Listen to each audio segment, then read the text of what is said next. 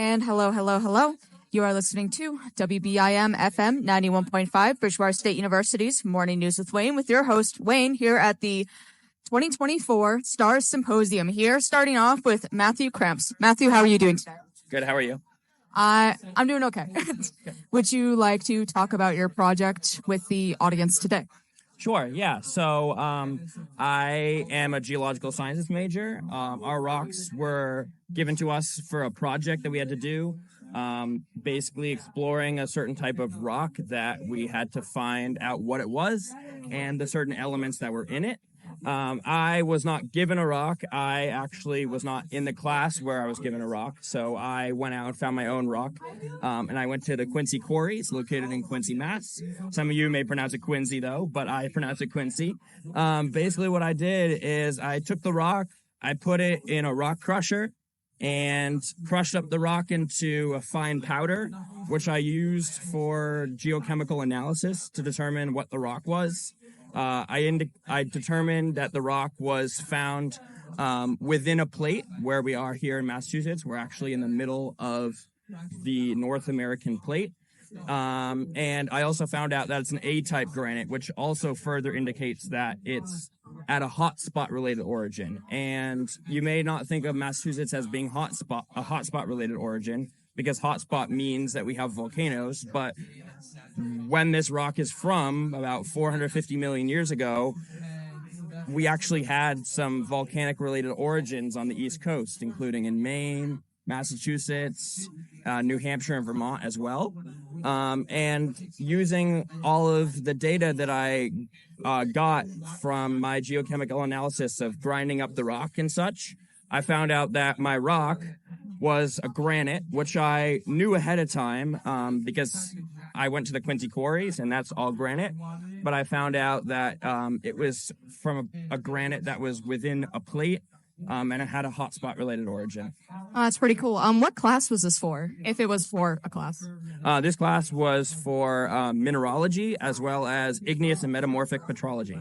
That sounds really fun. I like rocks. I was literally watching a video yesterday on some guy just picking up rocks and then finding out like their chemical makeup, and he's like, yeah, this is like 25% quartz and like something silicon. And I'm like, this is so cool.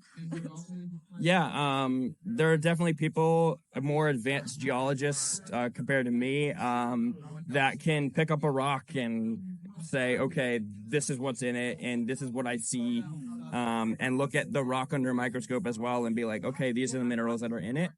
For me at the moment, I'm not at that stage yet where I'm like, I can pick up a rock and know exactly what it is. I got to do a little bit of analysis on it just to determine actually what the rock is. Even though there's some rocks out there, I look at them and I'm like, yep, that's a granite, or that's that rock there.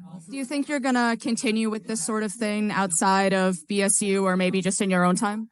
Yeah, so I actually plan to get a doctorate in this, probably not at BSU, at another school, maybe a school in New York. And career goals are definitely something in the earthquake-related fields and maybe even doing some stuff related to weather as well. Oh, that's pretty cool. I like that. It's called Pet Rock Project. Yeah, it is. It's always important to know the breed and makeup of your pet rock. Yeah, definitely. I'm like semi-familiar with this stuff, but I don't know enough to ask any particularly educational questions. So do you have any closing words, maybe some inspiration about those who want for those who want to pursue this field, or any personal experiences? Yeah, I mean, I know that there's a lot of students at Bridgewater who may not want to do a class like this, but I would say if you're trying to do a class that's related to sciences, geology is definitely the way to go. Not very heavily math-based, a lot of just looking at rocks, maybe determining what's in them, as well as looking at a lot of maps. But this project was definitely very fun. It took me a couple months to do it. A little bit shorter time because I wasn't in the class beforehand. But yeah, definitely very fun. And it also gets you going out and seeing new places that you probably haven't seen before, trying to look for rocks, but also just getting to explore the environment. That's always the most important part of a science class for me, is field work. Like, I want to go outside. I don't want to sit inside. I want to go out. All right, well, I can't shake your hand because I'm holding this thing, but thank you so much for talking with me today. Okay. So I am here now with Riley Raposa. Would you like to talk about your project? Sure. So what I am presenting is the Boston Terminal Area Chart. It is a chart that pilots use when flying visually around the Boston area. Many of you people listening probably have no idea what I'm talking about. I'd recommend looking this up. So what it is when pilots fly visually under visual flight rules, it means that they do not use any cockpit instrument GPS sources. They just pick out landmarks and they fly by flying towards them. There are many videos about this online, so feel free to look them up. There are pictures of this project on the StARS pages, so I'd recommend checking them out. You really do get a better feel of this chart if you can actually see it. I got this map from my professor. I'm in Aviation Science 1. We've been studying this chart all semester, and I decided I should do it for my StAR. Do you think you're gonna continue looking at this sort of thing as you move throughout your major and after college? Yes, I plan to do a lot with this chart. This chart is an inset of the larger New York sectional chart. If you want to look at the New York sectional chart, the entire country's VFR chart can be found on skyvector.com. So what would the job for this be called specifically? Like if you were to do this for a living, like what would charting this, what would it be? If I were to map out this chart, it would be an FAA cartography job. The Federal Aviation Administration makes these charts. And was your project just to discuss and outline these maps of just where people fly? Yeah, so my presentation was to explain this chart to people coming by. This chart was made by the Federal Aviation Administration, and we have been studying this in Aviation Science 1 all semester. Very cool. Do you have any additional things you'd like to share about this? Maybe some inspiring words or maybe some comments for people who are going into this major? If you are an aviation major or if you are starting as an aviation major, it depends how much you already know about aviation. It's a great program here at BSU. Whether if you are really into aviation or know nothing about aviation, there are classes to help you every step along the way. This is one of the best majors here at BSU, and I'd highly recommend taking an aviation class. All right. Well, thank you so much. I'm glad we got to talk, and I hope you have fun for the rest of the time in here. I'll see you around. No problem. And I am now here with Brandon Raposa talking about his project. Would you like to discuss what you have done? Yeah, so what I basically did as a class, and there's a lot of us here, we found a rock sample from I noticed there's a lot of rocks. Yeah, there's a lot. From a location. Mine was in New York, and basically what we did, we took the rock from the street, we cut the rock with a saw and made it into a thin piece and put that thin piece into the microscope. Once we got that, we put it in here. We found this microscope, and with that information, we found a lot of minerals: quartz, clays, all this right here, 42%, garnets, hornblende. Basically, the hornblende is the brown stuff that stands out the most, really, and then there's like the black pieces. But after that helps us figure out what it is. But after that, we take the rest of the rock and crush that rock and make it into a powder. Once we get that powder, put that powder into a press. To basically just jam it down and make it into like a disc. And once you get that disc, you put that disc into an oven, and it just pours into it. It's like making glass. Yeah. It turns into a glass piece, and you take that glass piece, and well, I don't have the picture on here, but it's called the XRF analyzer. It's like a gun. You just scan it. And it gives you all these numbers. And that's a lot of numbers, but it gives you a lot of those numbers. I get it. And once you get all those numbers, you can make many graphs with it. Like the first one's for rhyolite with SaO2, which you use this number for, and then the second one, it's a class as A-type granite, which tells it from rift valleys, and which is basically this, with magma comes underneath the ground and forms the mountains, and then the third graph it says within plate granites. Basically, you take that information, and these two graphs basically tell what this is, and it's just a hot spot underneath that rises up, just makes a mountain like a volcano, but it's not a volcano, but it's a mountain, and it makes, once you have all that information, you can basically tell that it's granitic gneiss. But after we do all that and find all these graphs, and I could have figured it out just by looking at this, but you just gotta make sure. So you make like 3 graphs for it. Yeah. Once you have all that stuff, basically I just put a map here for what New York is and all the mountains, and mine came from the mountains. I put a circle, but once you figure that out, it's just you can figure out what year it is, and 1,000 million years old. You can figure out where it came from right over here, and it tells you this tells you what type of granite it is, which you found in the graphs, and basically the whole purpose was just to find a random rock and figure out where it was, where it came from, what it is, and basically, that's basically it. What class was this for? It's called Petrology. It's like Professor Michael Kroll. Do you think, as you continue your studies in BSU and outside of BSU, will you continue doing this sort of thing? Yeah, I would. Okay. I mean, I don't blame you. Rocks are cool. Yeah. I literally watched a video about this yesterday and wasn't even in preparation for this. I was just happening to watch a rock processing video. There's a lot cooler rocks. Mine's not that cool, but it's just, mine's kind of ugly. That's okay. You know what? It's what's on the inside that counts. Yeah. What was it? So what did you learn from doing this about maybe the makeup of the area that you were picking rocks from? The area I was getting it from? Yeah. Well, basically, when I found this rock at an outcrop, I didn't do this. I didn't find the rock myself. Yeah, I know. You got the rocks. Yeah, and basically from the campground, it was next to a campground, and once I cut it out and figured basically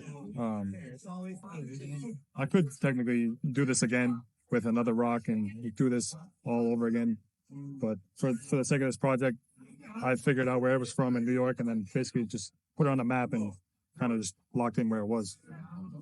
Awesome. Well, that's all I got. Do you have any closing words or inspiration or thoughts and concerns that you'd like to share? Well, I'd like to thank my family and my professor, and anybody could do this. If you want to do it, go ahead and do it. I mean, you just need the stuff for it. You just need. Actually, it's a lot of money. Never mind. Maybe not. I was gonna say, I'm assuming you need to be a major of some sort in order to access the equipment in DMF. Yeah, but that's oh well. That's a lot of money. That's a lot of money. That's more money than I got. All right. Well, thank you so much. Thank you for sharing. All right. I am here with Jacob and Youri here to talk about their project. Take it away. Who wants to go first? So I start. Hello, my name is Jacob. And I'm Youri. We're part of the single molecule biophysics lab here at Bridgewater. And within our lab, we work with an instrument called dual beam optical tweezers. So you can think of dual beam optical tweezers the same way you think of regular tweezers, but in this case, we're trapping between our tweezers micron-sized objects. Now, the way we do that is we have 2 counter-propagating laser beams that are finely focused to one single point within the center. And so this single point is in our flow cell. Now our flow cell has 3 main components. So we have 4 inlet tubes where we flow in all our biomaterials. We have a waste tube where all our biomaterials flow out of. And then we have a micropipette tip that comes down the center. That's about 1/100th of a human hair length. Now our experiments begin by flowing in polyester beads that get trapped in our laser trap, and then we'll use our flow cell to trap to suck up using a microwave tip one of the beads so that we can flow in another bead that will get trapped in the laser trap. Yeah, so we actually have it if you want. Explaining that I had that on me Oh, wow. because it's supposed to be with him, but you saw he wandered. You had your hand full, so It's so funny. Yeah, like this micro pipette tip right here, you can't even see if you look at it. You'd have to tilt it the right way against the light to see a reflection of the tip. That's how small it is. I don't doubt it. So once you have two beads, we will introduce DNA into the system. We'll catch one side of the DNA onto one bead, and then we'll use what's called the fly fishing technique. So basically, we're just moving the flow cell around and trying to tether the other side of the DNA onto the other bead. And then once we have a DNA trapped, we're able to begin our experiments, which start with a basic DNA stretching curve, which I will pass on to Youri to explain. Okay, so our DNA stretching curve is the first step for any experiment, and it's mainly to make sure our DNA is can be used for this experiment. It's a regular or good DNA, technically, and it's split into 4 main parts. So on a force versus extension curve, the first part is this is supposed to be DNA. Oh my god. Yeah, we have visual aids. There's squishy tubes. You heard it here, folks. Squishy tubes. Okay, so the first part in the entropic regime is just basically uncoiling the DNA all coiled up and bundled up. Wow. We're getting it straightened on top. So once it's taut, we get into the elastic regime. And as you can see, we have the force is shooting up over a small amount of extension. This is because as we pull the DNA, as we start pulling on the DNA, it fights back. It doesn't want to pull. So the more you want to extend and the more you are extended, the more force you need to extend it. So at around 60 piconewtons, we then get into the force-induced melting transition, which is where the double helical structure, like the twisted staircase structure of the DNA, is gone. It's starting to untwist. We're losing the base pairs, which is the pair of bases connected to each other here. They start some cocomelon stuff. This is We gotta take easy. Yeah, I get it. Yeah. So the base pairs start splitting off. The DNA start separate. The strands start separating, and we get into this fourth part right here, which is ssDNA regime. SS stands for single-stranded, and it's mostly single-stranded, not all single-stranded, because we have to be able to go back to the original position where we get the DNA from to be able to work on the experiment with the drug later. And to get that, we need to still have some sort of connection between the two strands. So this right here, the DNA stretching curve, is what we use whenever we have drug or we don't have drug. So it can be used in so many different ways, and it's used in a bunch of the experiments that we conduct in the lab. Now moving on to the drug, which is called Netropsin. Netropsin is an anti-cancer drug, and it's an antibiotic as well. So it's derived or acquired from a group of bacteria called Streptomyces netropsis.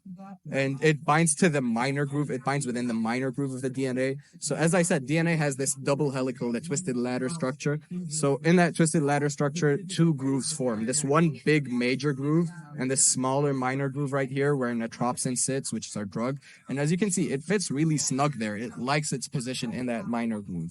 And netropsin is significant to us, at least, because it was the first minor groove binder developed, which means that they use it as a basic scaffolding or a building block for newer developed minor groove binders. And now moving on to previous netropsin studies that we found through research online. This is not associated with BSU, but we wanted to look for background and research done with optical tweezers and netropsin. So what we found is that multiple experiments reported the binding affinity at the micromolar concentration and specific targeting of certain sequences at the nanomolar concentration.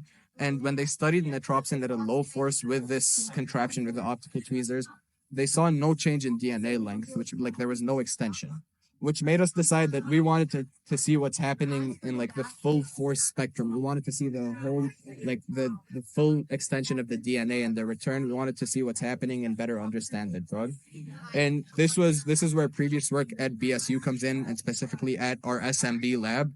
And what a previous lab member did is he stretched DNA progressively into the melting transition, further and further into the melting transition in the presence of 10 micromolar of netropsin. And what his experiments showed, what his results suggested, is that the melting transition right here was facilitating the binding. And that's odd to us because the melting transition is melting the DNA. it's untwisting the DNA, getting rid of that groove where netropsin usually binds. So one, we want to understand how netropsin's still binding, and two, we want to understand how it's binding even more now, like why it's binding even more, that it doesn't have the grooves and that the DNA has gone through melting. And this is where we come in with our experiments, and this is where Jacob's going to come in and take it from here and explain. Yeah, so we needed to start by verifying what we saw in the pre-melting extensions right here. And we began doing that by using an experiment called constant force experiments. This is where we hold the DNA to a specific force. And while it's there, we introduce 10 micromolar of netropsin into it and see how much extension happens at that force. Now, as you can see from our graph, this is the initial extension. And then once we get to this flat region, this is where we reach equilibrium. So this is the official extension that we would see at this force. Now, the average extensions that we saw at 30 pico-Newton and 40 and 50 all agree with the pre-melting extensions seen from our previous lab member. So this is one experiment that's suggesting that what we saw is true. But we need to do more than just constant force experiments. So we moved on to the next form of experiments called slow stretching experiments. This is where we're stretching the DNA, but at each step we're pausing and giving time for the drug to fully bind to the DNA and reach that equilibrium. So as you can see from this purple line, that's what the stretches that we did with the 10 micromolar. They agree. Just visually, you can see that these are the same. And not only that, but our data also agrees that our slow stretching experiments, the extension that we saw is the same extension we saw in the constant force, and also the same extension that we saw from a previous BSU lab member. So we needed to move on further from this and try higher concentrations of the drug. So we tried 50 micromolar, which is this blue line right here, and you see still some more extension. But when we tried the experiments at 100 micromolar, you don't see as much extension. So this suggests that about 100 micromolar, the drug is actually saturating. So it gives us our future plans, because we don't need to keep going into higher concentrations. So our future plan is to actually conduct a different type of experiment, which is these constant force experiments, but on the return. So when it returns, we should see this much extension when held at that constant force. If it returns back to the pre-melting extension, that will tell us that there's an intermediate binding, which has still never been seen before. Now, this is significant because now we have two experiments that agree with what was seen from a previous lab member, and these results have never been seen before.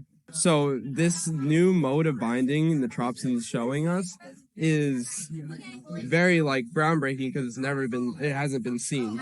And this type of work is significant because by characterizing netropsin, it can help us better produce future minor groove binder drugs. Cool. So really quick, because I think you guys have to go. Really quick, really quick in layman's terms. So what's the point? The point is that we use minor groove binder drugs to help cure cancer. And so one way that we can help make better minor groove binder drugs to fight cancer is to fully characterize it using physics and using dual beam optical tweezers. Now, this form of binding has never been seen before, and because other minor groove binder drugs are made based off of this as a scaffold, it could suggest that what we understand about other minor groove binder drugs that are actively being used for fighting cancer are not binding the way that we think it is, which would kind of change our understanding of the drugs that are used for cancer. Base. All right. Thank you. All right. I'll let you get going now. Thank you so much. Yeah, no problem. Thank you. No problem. All right. And I am here with Christina Lavelle. Would you like to talk about what you did your presentation on, or I guess poster, whatever, the thing? Yes, sure. So I'm a first-year MSW student here at Bridgewater State, and I was interested to learn about what the experiences are after graduation with careers and how long it took to find a job, stuff like that.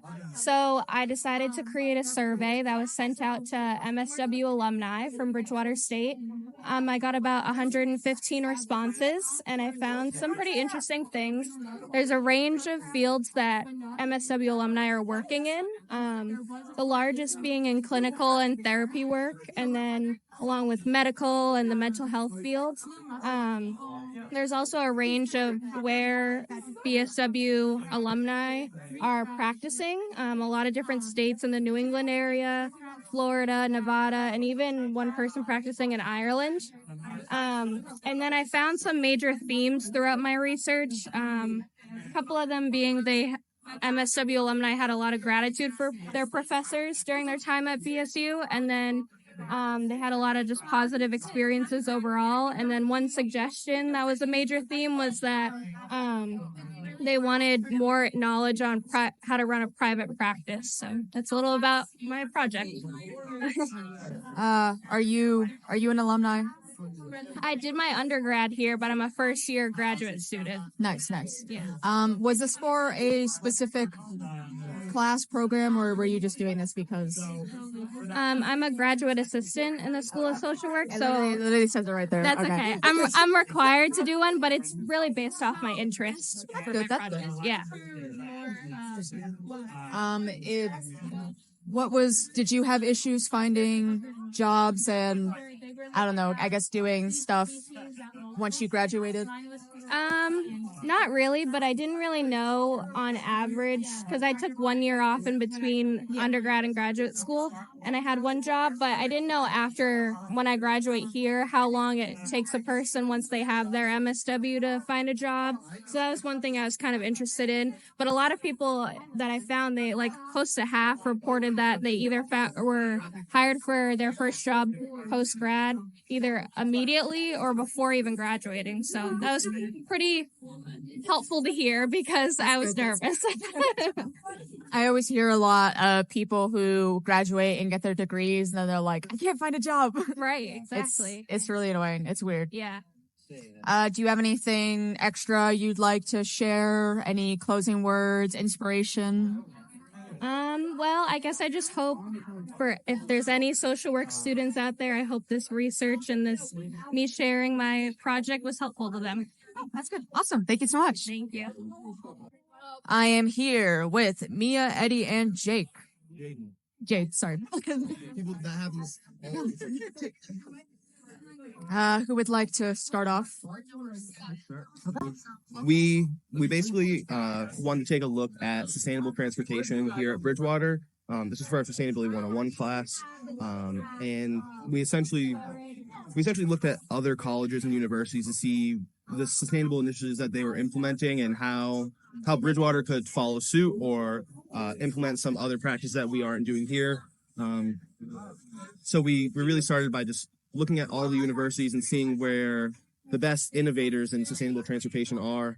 And through that, we were able to kind of assess where Bridgewater is in relation to them. So generally Bridgewater is very sustainable.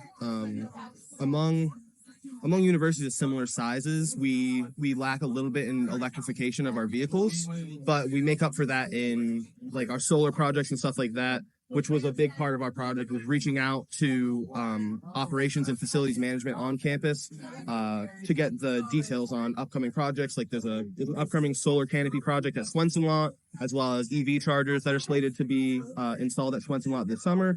And they're adding some more EV chargers for the fleet vehicles at operations lot. So there's a lot going on campus that's going towards sustainable territory. It's nice to see. That's good. Jayden kind of said everything, but I mean, we definitely tried to look at both kind of higher end schools, like like a little bit higher, as well as state schools. Just obviously Bridgewater State is a state school, so looking a little bit closer to schools that can align with where we're going with. Then kind of looking into Bridgewater specifically. I mean, certain programs that we've seen, I mean, if you look at our poster here, different carpool ideas. I said I'm kind of against that idea. I said, as a woman, I don't think a carpool idea is just good. I think that could just go really in a bad way. But I think there's a lot of different things that we can do. So it's really exciting to kind of look at different ideas of what other schools are doing and what Bridgewater is and can do. Do we have like a rating or like a number where like BSU stands for like most sustainable school? I can give you like not necessarily a statistic, but kind of a comparison. So if on MassGov's website, they have these leading by example presentations they do. And they basically look through all of the state agencies and colleges and stuff, and they have graphs of emissions and stuff like that. So the biggest thing I'm using right now to compare to is UMass Dartmouth, where they have almost double the emissions as we do, and they have less enrollment. So based on that alone, you can kind of see Bridgewater not only is facilitating more students, but doing it also more sustainably than other big schools in Mass, other state schools in Mass. I just had a question. I just forgot. Feel you. Does anyone have anything else to say? Yeah, my fault. Yeah, we pretty much went about it by like trying to look at the campus of what we already have. So we were able to take photos and grab some online of what we already have. Like, for example, the EV stations for the cars. We have, like, I think, 16 in total. We have 2 in Wagon. Yeah, Wagon. Six in Wagon. Oh, 6 in 6? Oh, damn. 6 in Wagon. 2 Yeah. Tinsley. Yeah. Yeah, and at the AIDMF. So we went about it by taking photos. I took a photo of the DMF lot. Best I could do it. I had an iPhone. I didn't think it would come out that good. But yeah, we also try to look at other schools, like he said, to try to compare. And the one that was the craziest to me was seeing that UMass Dartmouth was like bad. Like they were horrible in theirs compared to us. Say UMass Dartmouth is like a concrete prison of a college. Yeah, it is. So that's why, like, you look at it, they really could do more, but we were able to find like a lot for our thing, which we did a lot with our research. We even tried to, I think, email. I forgot who we emailed. Operations. Yeah, and we were able to get a lot of information from them, and they helped us out with our project too. So. All right, thank you so much. Thank you. Thank you. So, I am here with Chemp Carpenter. Would you like to talk about your project? Hello, my name is Chemp Carpenter. I am a senior here at Bridgewater State University, and I have a major in anthropology, along with having a minor in Middle Eastern and North African studies. For this project, I want to review the look of looting and the problems that arise from it in Syria. Archaeological sites, monuments, and artifacts are the most significant remnants of the human past and provide context of how humans got through day-to-day life. The careful recovery and study of archaeological data provides essential information about aspects of our cultural heritage, ranging from topics like the development of societies or the chronology of landscape modification.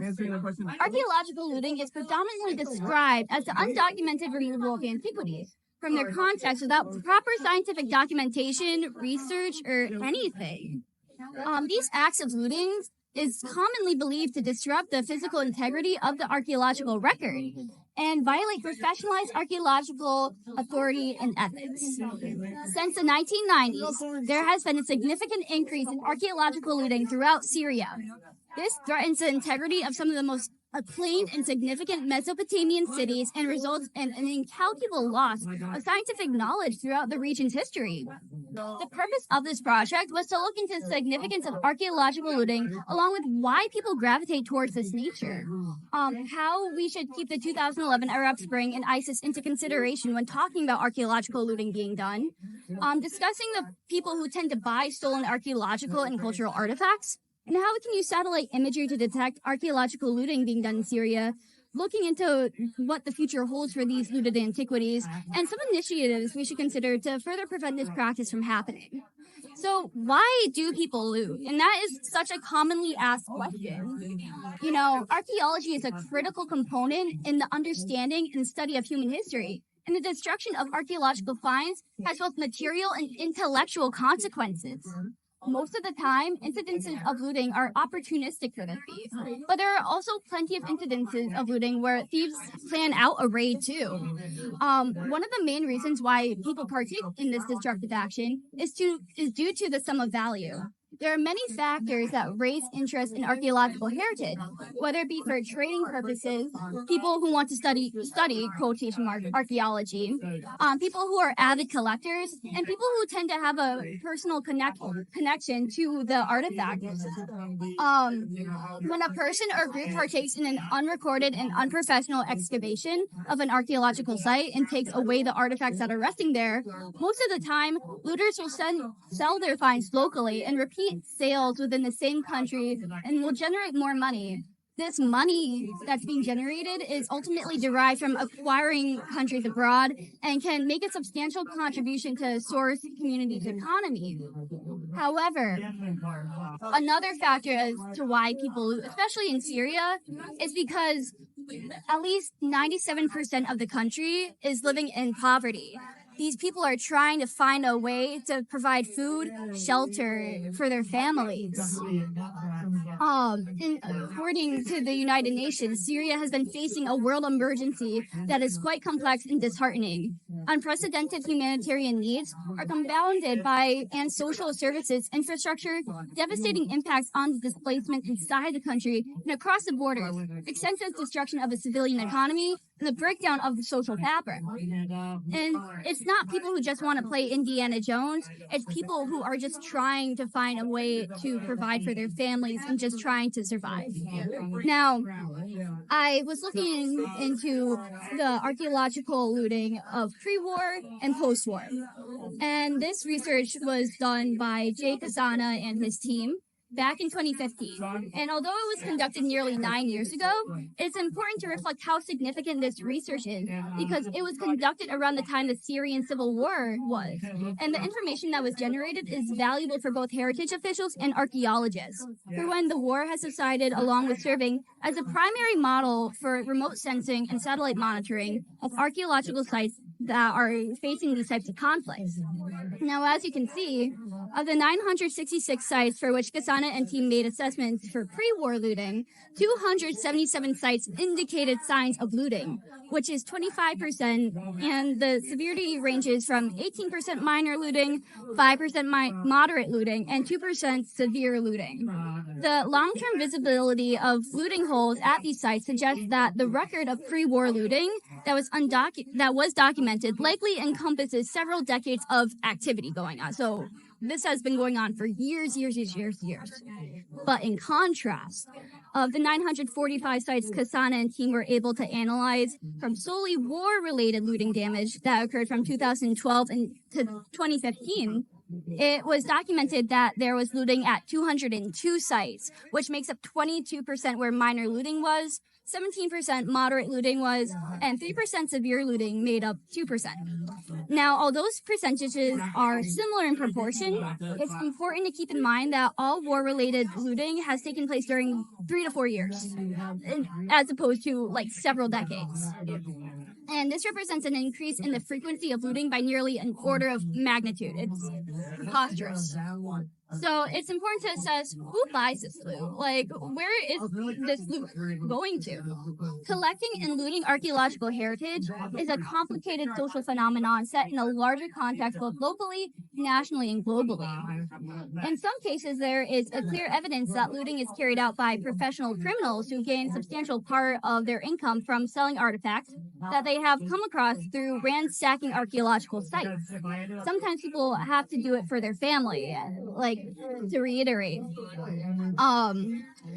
Archaeological objects may also be purchased for investment purposes. When advertising their merchandise, antiquities dealers often emphasize that,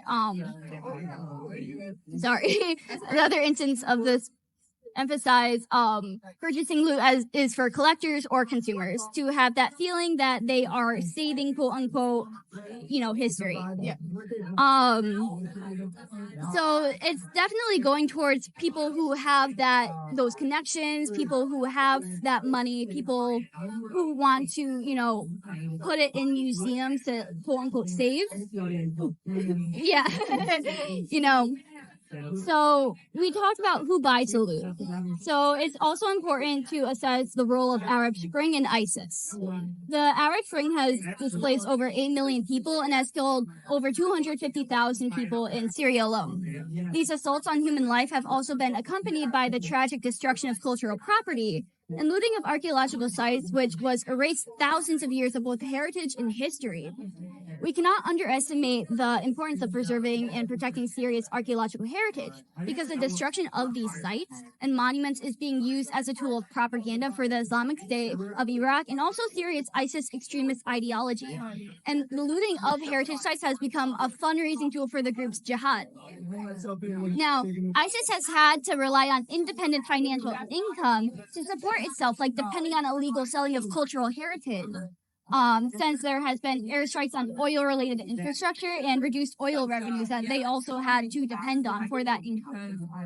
ISIS has established the Diwan al-Rikaz, and the role of this institution is to serve as a department of precious resources, primarily.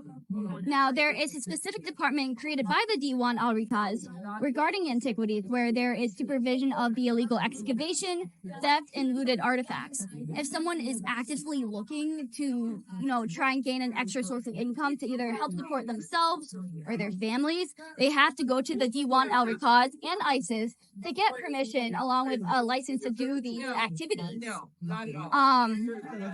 Now, what can we learn from satellite imagery detection? Satellite imagery can help in systematically documenting sites that are affected by looting, and how remote sensing can help build up processing methods to quantify looting using this satellite imagery. Now again, Jay Kasana approached this research by having their methodology center around creating a database of archaeological and cultural heritage sites in Syria.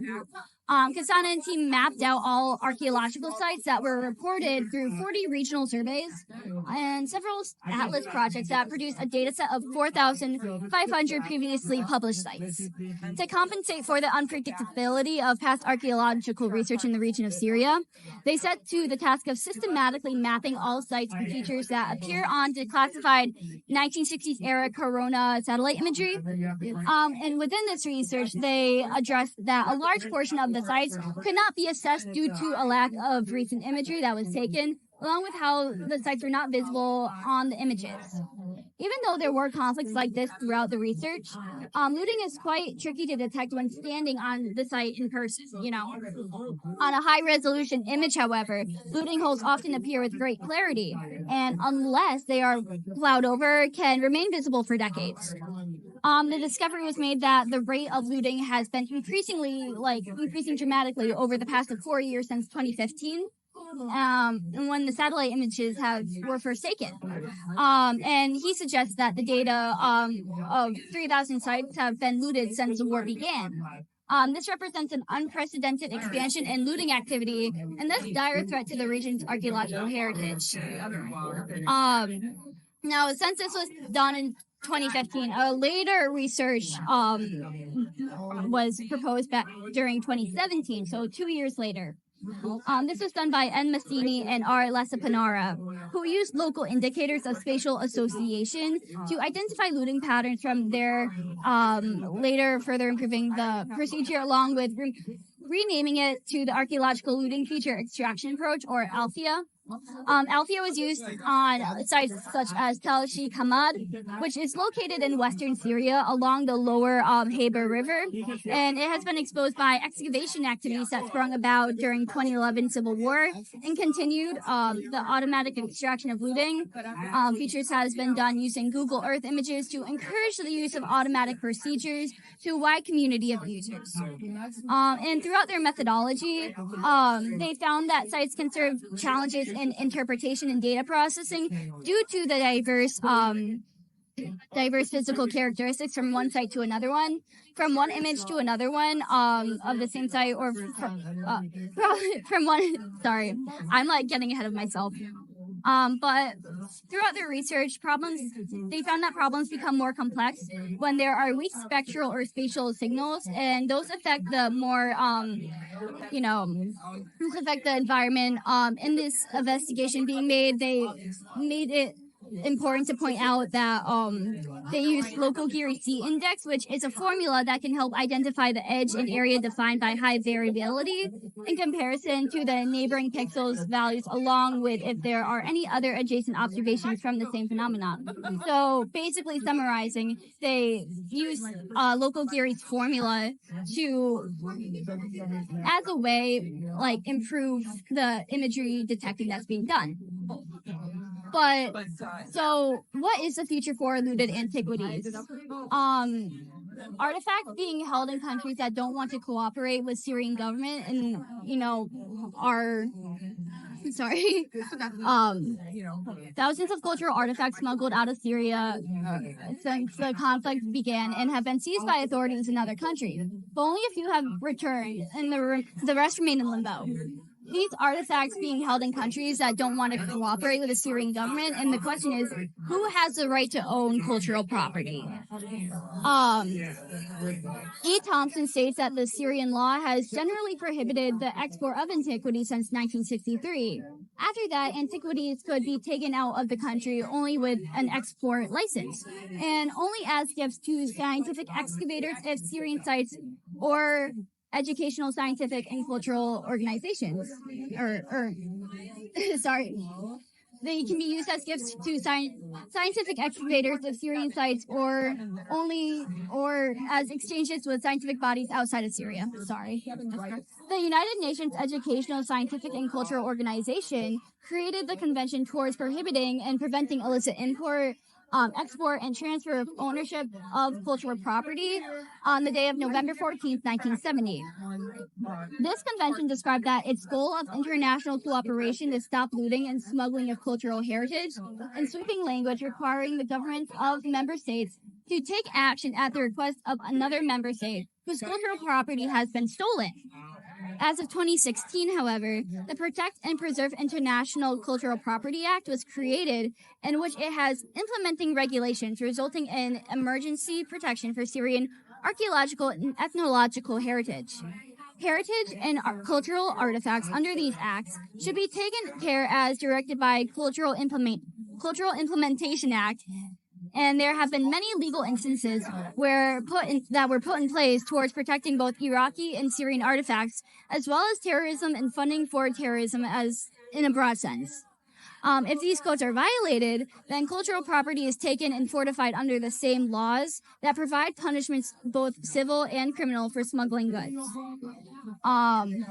In general, these laws don't mandate the final disposition of fortified goods, but these laws allow a deal of discretion in their treatment, including returning these goods to a foreign government.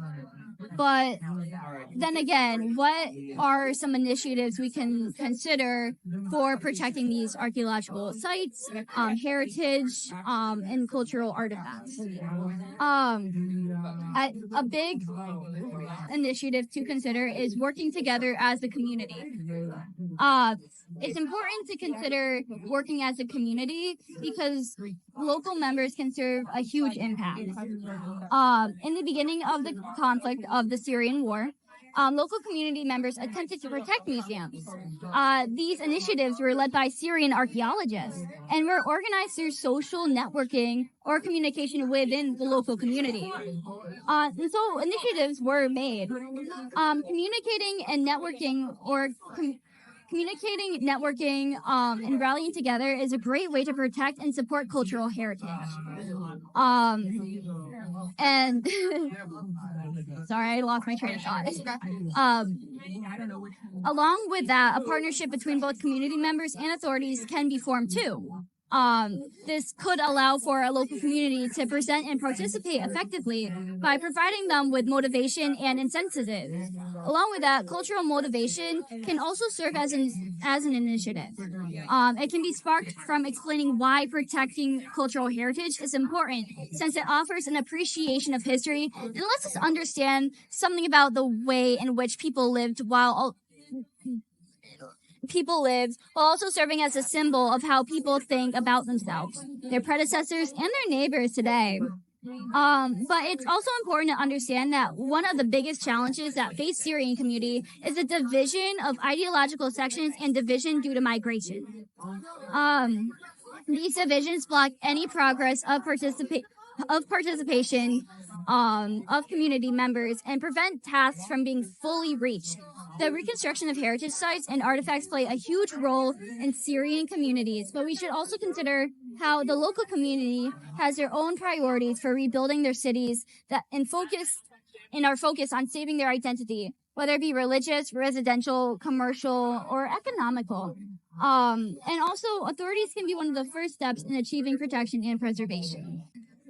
Awesome sauce. I have no questions. Okay, good. I hope I answered all of them. I'm sure you did. Okay, cool. Don't tire yourself out for the rest. Oh man, I feel like I lost my voice. That's okay. That's okay. Well, I appreciate you sharing with the public. Sorry. All right.